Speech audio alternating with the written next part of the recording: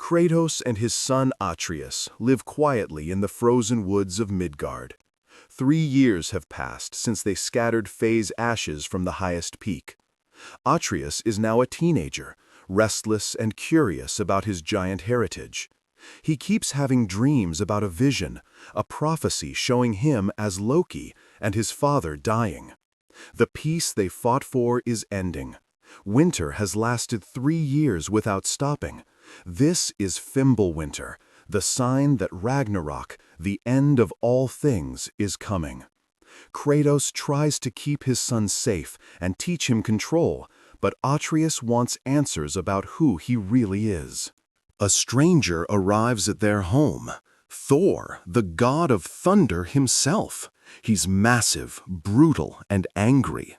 With him is Odin, disguised as a friendly traveler named Tyr. But this isn't Tyr, it's the All-Father in disguise, though they don't know it yet.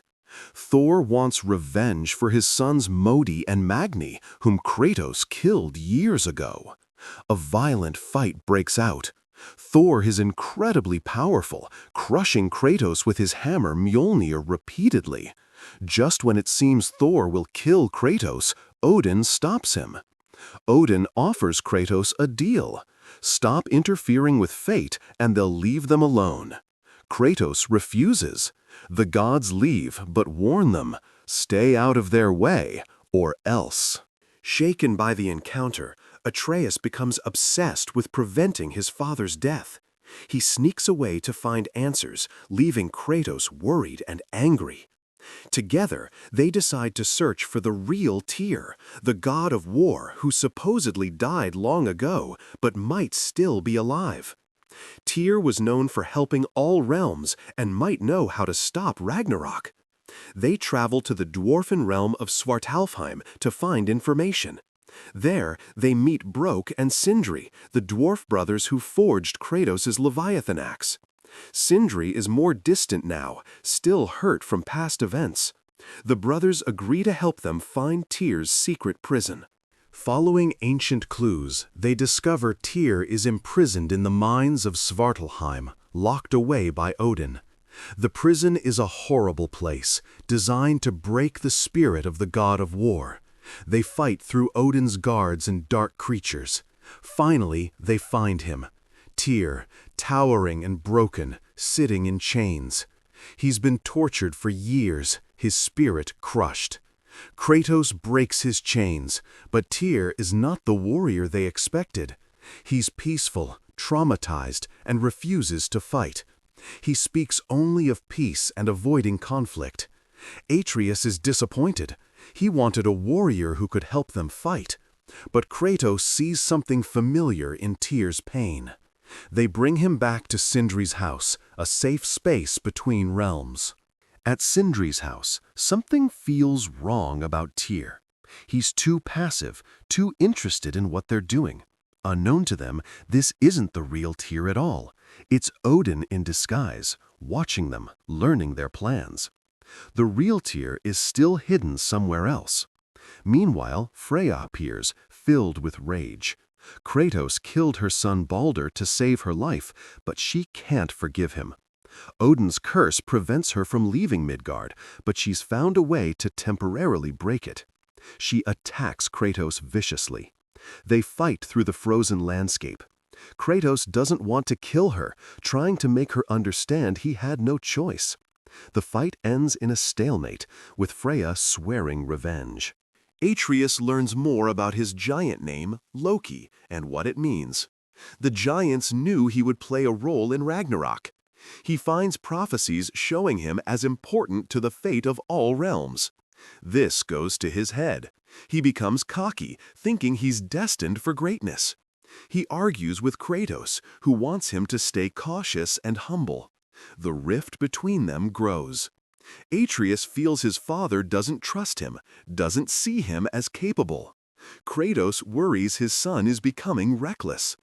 During this time, Odin, still disguised as Tyr, subtly encourages Atreus' independence, driving a wedge between father and son. The tension in their relationship reaches a breaking point. Odin reveals what he truly wants: pieces of an ancient mask that can reveal all knowledge, including how to prevent Ragnarok and his own prophesied death. He manipulates Atreus, appearing to him in his true form and playing on the boy's desire to save everyone. Odin seems reasonable, offering knowledge and understanding rather than violence. Atreus, wanting to stop Ragnarok without bloodshed, begins working with Odin in secret. He finds mask pieces across different realms, thinking he's doing the right thing. Kratos discovers what his son is doing and is furious. They have their worst fight yet. Atreus runs away, choosing to trust Odin over his father. Kratos is left heartbroken and alone. Kratos is devastated. His son has left him to join Odin. He returns to their cabin, alone for the first time in years. The ghosts of his past haunt him, memories of his first family, his daughter Calliope, his wife Lysandra, all the people he failed to save. He almost gives up. But then he remembers Faye's words, her belief in him. He realizes he hasn't just been teaching Atreus. Atreus has been teaching him too, how to be better, how to hope. Meanwhile, Freya encounters him again, ready to fight, but she sees his pain and hesitates. They talk for the first time without fighting. Both are parents who lost children. Slowly, they begin to understand each other. Freya knows Odin's deception better than anyone. He was once her husband. Freya tells Kratos her story. She was once married to Odin, the queen of the Valkyries.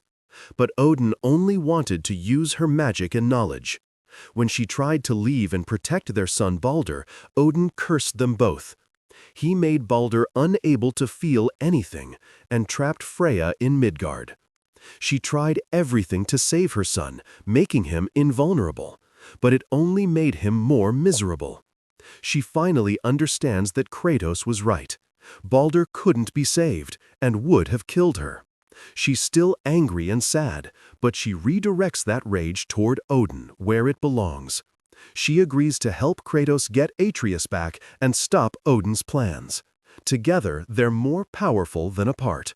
A new alliance forms. Plot twist revealed. Atreus arrives in Asgard and begins to see cracks in Odin's friendly facade. He meets Thor's daughter Thrud, who seems genuinely kind, and Thor's wife Sif. But he also sees how Odin controls everyone through fear and manipulation. Thor is an alcoholic, broken by his father's expectations. Heimdall, who can read minds, mocks Atreus constantly, but also reveals truths. Odin doesn't really care about stopping Ragnarok for everyone, only for himself. Atreus finds out Odin has been imprisoning souls and torturing them for knowledge. Most shocking, the Tyr they rescued was Odin in disguise all along. The real Tyr is still hidden. Atreus realizes he's been played, but he's trapped in Asgard. Kratos and Freya storm into Asgard to rescue Atreus. They're joined by Brok and Sindri, who provide weapons and a way in. The assault is desperate and dangerous. They fight through Einherjar warriors and face Heimdall, the cocky god who can see every move before it happens. Kratos, in a brutal fight, finds a way to beat Heimdall by fighting on pure instinct and rage, something even Heimdall's foresight can't predict. In a shocking moment, Kratos kills Heimdall, breaking his own promise to be better than he was. He realizes that sometimes, to protect those he loves, he must be the monster again. They find Atreus, who's relieved but also ashamed. Father and son reunite emotionally. Atreus apologizes. Kratos tells him they're in this together, always. After escaping Asgard, Sindri reveals something shocking. While investigating, he found the real Tyr hidden in one of Odin's secret locations in Niflheim. They travel to the realm of mist and find him locked away, beaten down, but genuinely peaceful.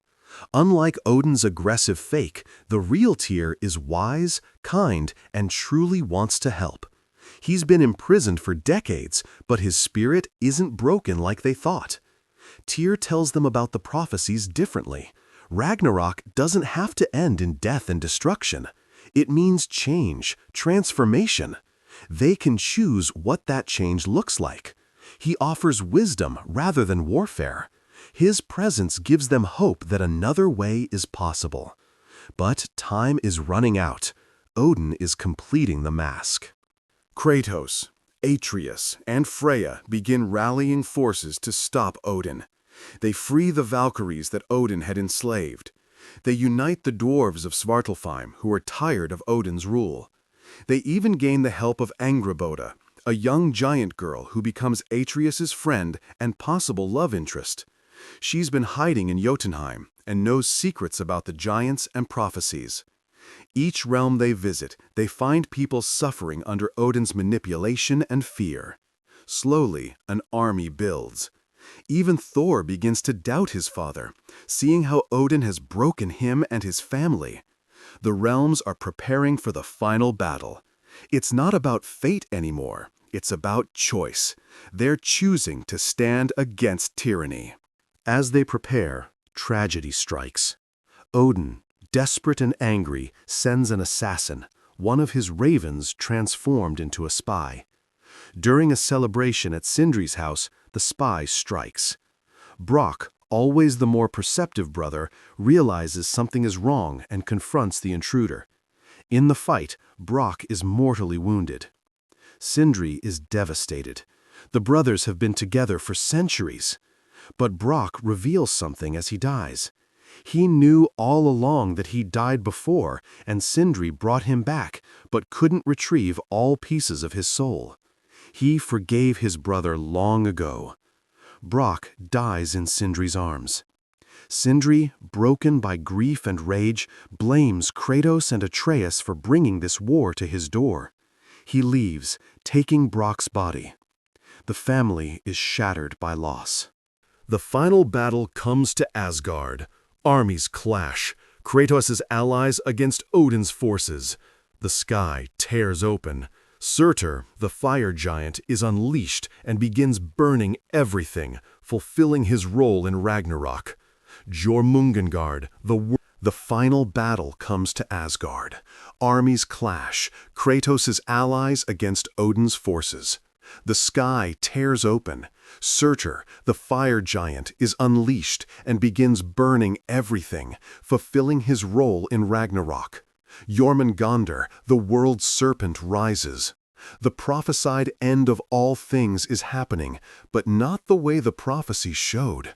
Thor arrives, conflicted. He fights Kratos again, but this time he's questioning everything. His father's voice echoes in his head, but so does his family's. The battle is massive, spanning realms.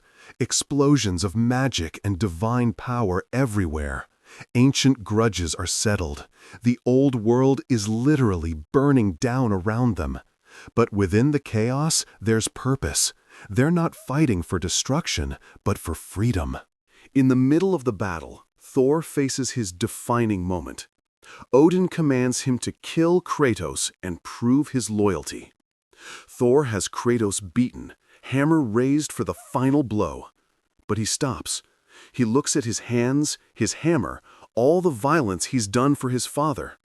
He thinks of his daughter Thrud watching him. He makes a choice. He drops Mjolnir and refuses to kill anymore. He tells Odin he's done being his weapon. Odin, enraged by his son's defiance, does the unthinkable. He kills Thor himself, his own son, for disobedience. This shocking moment shows everyone what Odin truly is. No love, no family, only control. Thor dies, but dies free, finally making his own choice. His death fuels everyone's determination to stop the Allfather. With the mask complete, Odin reveals his endgame.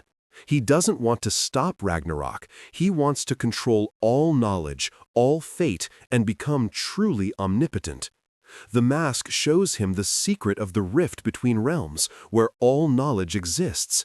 He begins absorbing it, becoming more powerful, more monstrous.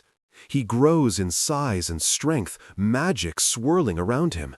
He's willing to let all realms burn if he can achieve ultimate power and escape his prophesied death. Kratos, Atreus, and Freya face him together. The fight is brutal. Odin uses their memories against them, their fears, their pain. He's everything wrong with gods: selfish, manipulative, cruel. But together, the family fights back. This is what Faye wanted. Not for them to avoid fate, but to face it together. During the battle with Odin, Atreus realizes something. The prophecy showed him as Loki, the one who starts Ragnarok, but also the one who can end it. He has giant magic, the ability to understand and control souls. He sees what must be done. As they weaken Odin, Atreus uses magic to trap the Allfather's soul. But there's a cost. To ensure Odin can never return, never manipulate or hurt anyone again, Atreus must bind him to something permanent. With help from Angrboda and the remaining giant's magic, they trap Odin's soul in a marble. Sindri appears, still grieving Brock. In a moment of rage and justice, he destroys the marble, killing Odin's soul completely. It's over. But Atreus is changed by the magic he used, exhausted, and realizes his path is different now. Major plot twist. With Odin gone, the realms begin to heal. Ragnarok happened, but not as the prophecy showed. They changed fate. Freya becomes the new leader of the Valkyries and begins helping the realms recover. The real Tyr travels as a wanderer, spreading wisdom. Thor's family finds peace. But Atreus tells Kratos he must leave. He needs to find the remaining giants, learn about his heritage, and help others who are lost like he was. Kratos doesn't want to let him go, but he understands. His son must find his own path. In an emotional goodbye, they embrace. Atreus promises to return someday. Kratos tells him he's ready, that he's proud. Atreus leaves on his own journey. Kratos returns to their cabin, alone but at peace. He's finally found what he sought: redemption, family, and hope. Back at the cabin, Kratos sits alone, but he's not empty. He looks at the walls, Faye's handprints, memories of Atreus growing up, all they've been through. He realizes this was Faye's plan all along. She knew he would lose Atreus eventually, but also that he'd be okay. She taught him to let go, to trust, to hope. Kratos picks up his axe and walks outside. The eternal winter is finally ending. Spring is coming to Midgard for the first time in years. He sees Freya in the distance, and they nod to each other. Allies, perhaps friends. Mimir jokes with him about their next adventure. The post-credit scene shows Atreus finding other giants and beginning to help rebuild their legacy. The prophecy wall that showed Kratos dying? It was never set in stone. They changed fate. The god of war has finally found peace, and the ghost of Sparta can rest. But new adventures await whenever his son needs him.